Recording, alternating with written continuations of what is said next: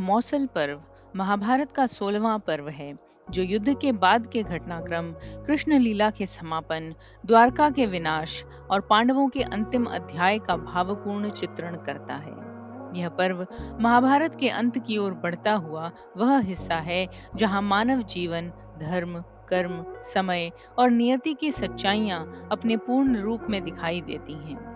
मौसल पर्व दर्शाता है कि जिस युग को भगवान श्री कृष्ण ने अपने ज्ञान, नीति और धर्म से संभाला था, उस युग का अंत भी उतना ही गहन और रहस्यमय था। इस पर्व का सबसे महत्वपूर्ण भाग भगवान श्री कृष्ण का देहांत है। कृष्ण स्वयं अपने अंत को जानते थे और गांधारी के श्राप को सहजता से स्वीकार करते हुए अपनी मृत्यु का स्वागत करते हैं। यह घटना केवल एक देह त्याग नहीं थी, बल्कि यह संदेश था कि ईश्वर भी अपने अवतार के नियमों के अनुसार जन्म, कर्म और अंत की प्रक्रिया से गुजरते हैं। कृष्ण का अंत एक शिकारी के तीर से होना इस बात का प्रतीक है कि समय आने पर महानतम आत्माएं भी नियति के नियमों से ऊपर नहीं उठती। श्री कृष्ण के प्रस्थान के साथ ही द्वारका का विनाश होता है। समुद्र द्वारा द्वारका का निगल जाना उस युग के समाप्त होने का संकेत था। एक ऐसा युग जिसने धर्म, नीति, शासन, न्याय और प्रेम का मार्ग सिखाया।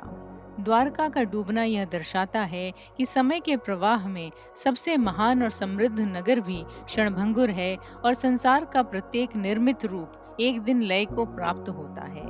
अंततः इस पर्व में धर्म, न्याय और कर्मों के सिद्धांतों का समापन होता है।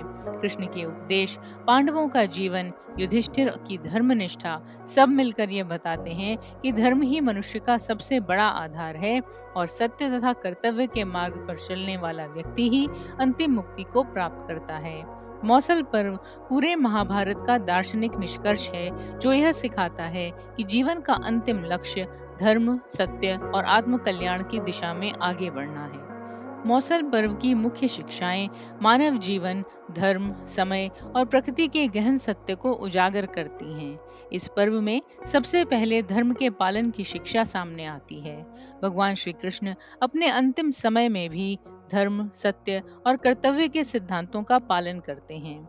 उनका आचरण यह बताता है कि चाहे परिस्थिति कितनी भी जटिल क्यों न हो, धर्म ही जीवन का स्थायी आधार है और सत्य का अनुसरण ही मनुष्य को आत्मिक शांति और मुक्ति की ओर ले जाता है। यह संदेश पूरे महाभारत में व्याप्त है कि धर्म के बिना जीवन अधूरा है। दूसरी शिक्षा है काल का प्रभाव। कृष्ण जैसे परमात्मा के अवतार का भी देह अंत होना यह स्पष्ट करता है कि समय के नियम से कोई भी नहीं बच सकता।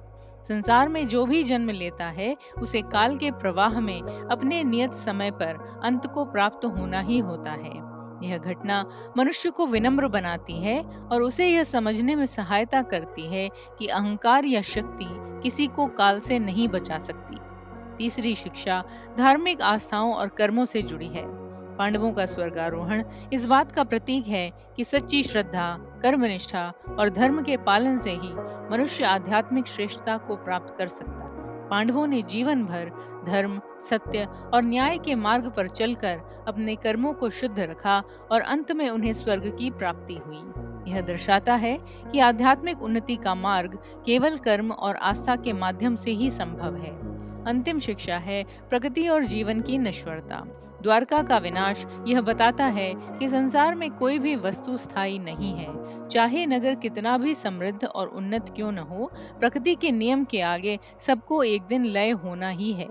यह शिक्षा मनुष्य को यह समझाती है कि सांसारिक वस्तुओं के प्रति अत्यधिक मोह नहीं रखना चाहिए, क्योंकि सब कुछ समय के साथ नष्ट हो जाता है। इन सभी शिक्षाओं का सार यही है कि जीवन का वास्तविक उद्देश्य धर्म, सत्य और आध्यात्मिकता के मार्ग पर चलना है, क्योंकि वही मनुष्य को स्थायी शांति और मुक्ति प्रदान करते हैं।